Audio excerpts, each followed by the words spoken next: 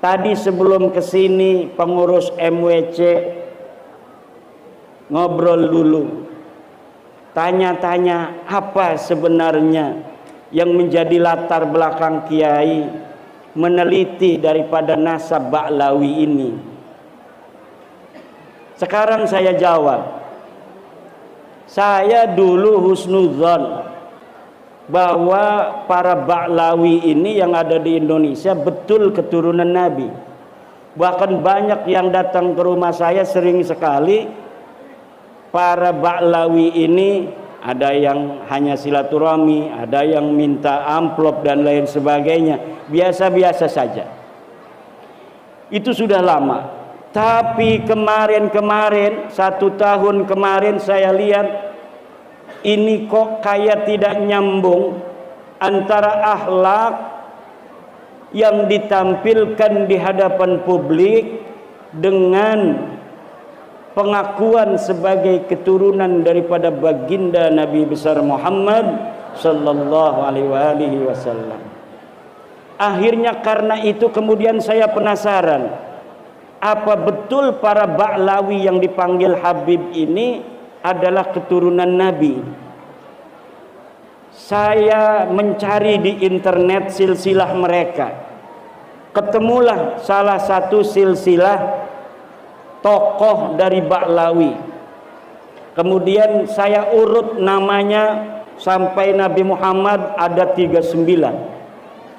Saya cari referensi tentang tahun-tahunnya. Ini tahun 2000, ini tahun sekian, bapaknya tahun sekian, tahun sekian, tahun sekian, hijriahnya sekian.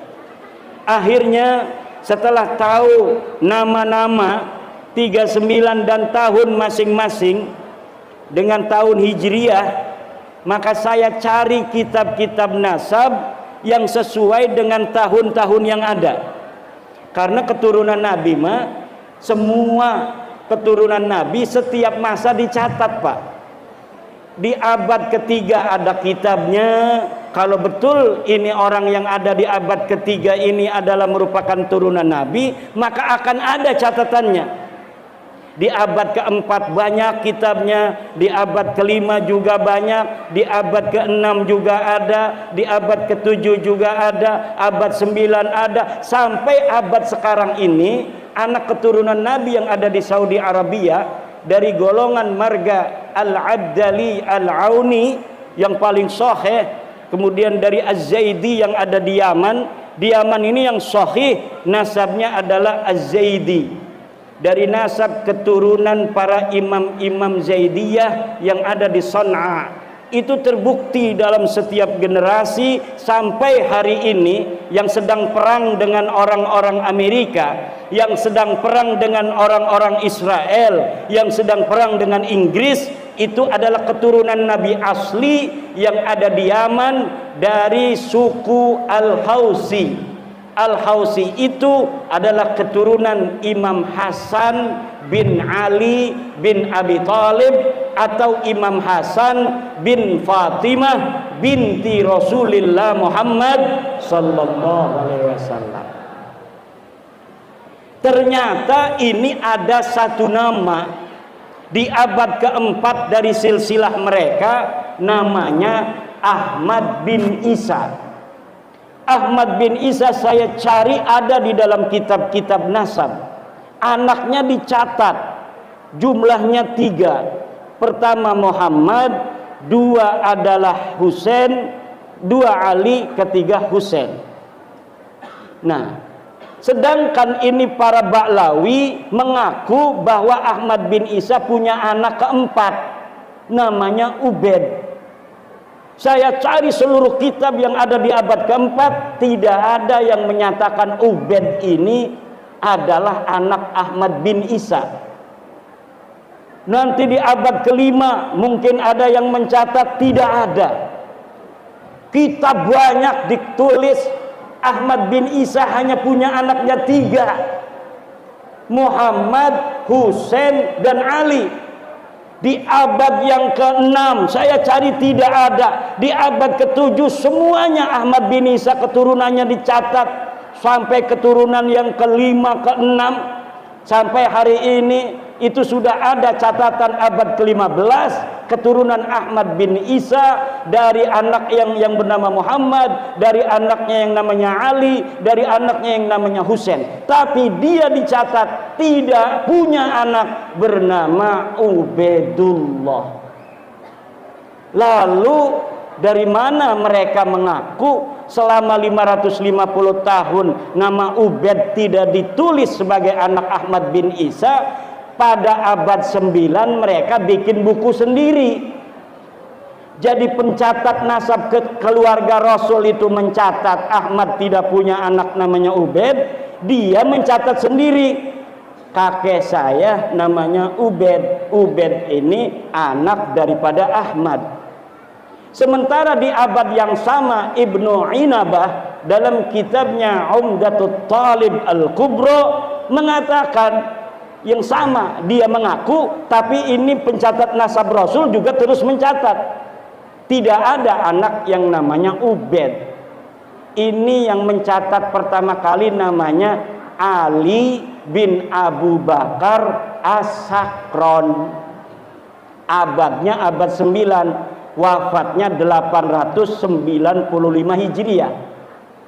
Yang diaku itu Ubaid itu abad ke-4 Hijriah, katanya anaknya Ahmad. Sementara seluruh kitab dari mulai abad ke-4 Hijriah sampai ke-9 tidak ada yang mencatat Ubaid sebagai anaknya Ahmad. Baru pengakuannya pada tahun 895 Masehi, 895 Hijriah. Saya katakan begitu. Akhirnya marah-marah sama saya. Katanya Dajjal itu. Foto saya sekarang, Bu, itu dibikin-bikin oleh mereka, matanya cuma satu. Saya juga ngelihatnya kaget. Tapi demi kebenaran, maka saya sampaikan, kalau ada kiai-kiai kita yang masih menggunakan kitab nasab abad 9, abad 10 yang menyatakan mereka ini ada keturunannya sampai Rasulullah, itu karena memang mulai ditulisnya pada abad 9 Hijriah. Mereka ngakunya tuh pada abad 10 Hijriah. Mereka ada di Yaman. Ahmad bin Isa ini adanya di Madinah. Ahmad bin Isa ini orang Madinah. Tidak ada berita Ahmad bin Isa ini pindah ke Basrah, dari Basrah kemudian pindah ke Yaman. Tak ada. Lalu bagaimana dia sekarang ngomong Ahmad bin Isa ini pindah dari Basrah kemudian ke Yaman? Kata saya, mana buktinya? Ini buktinya, ada makamnya. Saya cari makamnya di kitab-kitab. Dia kan meninggalnya tahun 345, kata Ba'lawi. Saya cari di abad itu, abad keempat, kitab-kitab sejarah Yaman yang ditulis banyak sekali. Ibnul Athir, Ibnu Khaldun, kemudian Al-Lahaji, Musallam Al-Lahaji, banyak kitab-kitab Yaman yang ditulis.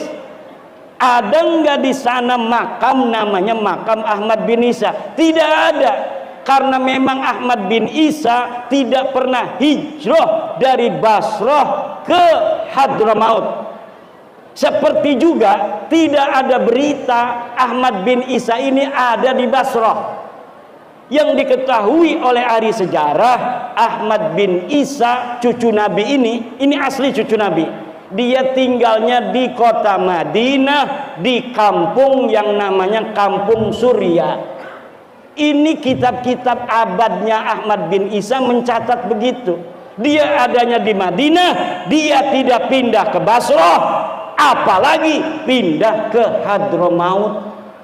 Lalu bagaimana itu makam bisa menjadi ciri-ciri bukti bahwa Ahmad bin Isa pindah ke Yaman?